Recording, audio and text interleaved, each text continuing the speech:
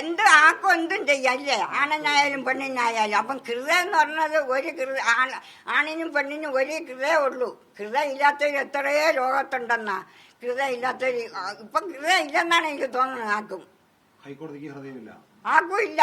ഇപ്പൊ ഒരു കോടതിക്കും ഇല്ല ഹൃദയം. ഹൃദയം എന്ന് പറഞ്ഞത് ഒരേ ഹൃദയമേ ഉള്ളൂ. ഹൃദയം ആണിനായാലും പെണ്ണിനും. ഇപ്പം ഹൃദയം ഇല്ല അവർക്ക്.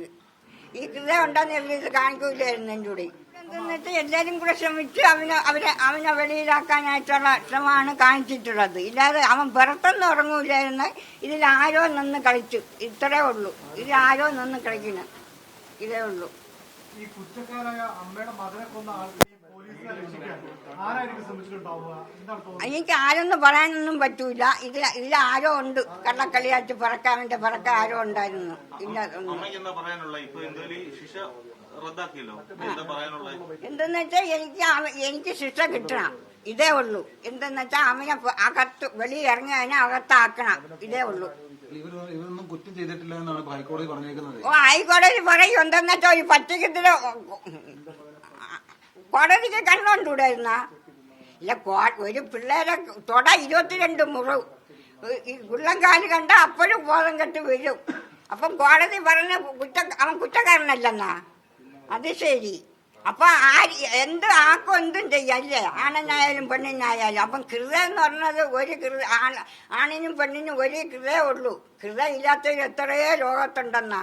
ഹൃദയം ഇല്ലാത്തവർ ഇപ്പം ഹൃദയം ഇല്ലെന്നാണ് എനിക്ക് തോന്നുന്നത്. ഹൈക്കോടതിക്ക് ഹൃദയമില്ല, ആർക്കും ഇല്ല. ഇപ്പൊ ഒരു കോടതിക്കും ഇല്ല ഹൃദയം.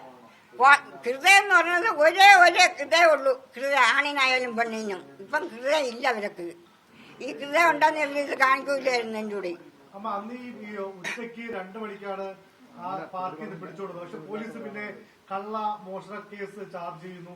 അതൊക്കെ ആദ്യഘട്ടത്തിൽ തെറ്റാണ് തെളിഞ്ഞതാണ്. പക്ഷെ ഇപ്പോ കോടതി പറയുകയാണ് അവരെല്ലാരും കുറ്റക്കാരല്ല.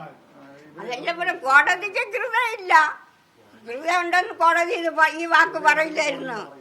കോടതിക്ക് ഹൃദയം ഇല്ലാത്തതുകൊണ്ടാണ് ഇത് പറഞ്ഞ. നേരത്തെ ഈ കോടതി കണ്ടില്ലേ, എന്റെ പിള്ളേരെ ഉള്ളംകാല് തൊട അപ്പോഴും ബോധം കെട്ട് വീഴും, ബോധം ഇല്ലാത്തവരും കൂടെ. ആ തരത്തിലാണ് എന്റെ മകന്റെ കാലും തൊടയൊക്കെ കണ്ടത്. ഇത്രയും കുറ്റം ചെയ്തിട്ട് കുറ്റക്കാരനല്ല എന്നവൻ.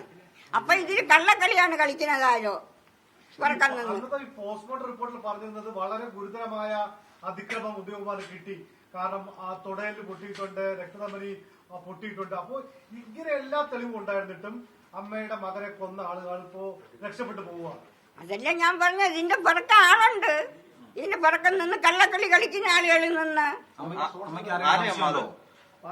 സംശയം നമുക്ക് പറയാൻ ഒക്കൂല. ഇതിൽ ആരോ തക്കതായിട്ട് ആളുണ്ട്, പുറക്ക ആളുണ്ട്. അതാണ് അവൻ പുറത്തിറങ്ങാൻ കാര്യം. ഉദ്യോഗസ്ഥരാണോ? അതായിരിക്കും, ഏതെങ്കിലും ഒരായിരിക്കും. ഇല്ലാതൊന്നുമല്ല. പെട്ടെന്നൊന്നും അവനെ വെളിയിൽ ഇറക്കാൻ ഒക്കൂല. ഇത് പുറക്ക ആരോ ഉണ്ട്. അതല്ല ഞാൻ പറഞ്ഞത്, ഒരു ഫോൺ നമ്പർ ഇരുന്ന് വിഷ്ണുവിൻ്റെത് ഞാൻ കണ്ടില്ല. അപ്പം എന്റെ സഹോദരനെ വിളിച്ച് കേട്ടു വെക്കാന്നാണ് വിളിച്ചത്. ഞാൻ ഒന്ന് നോക്കട്ടാ.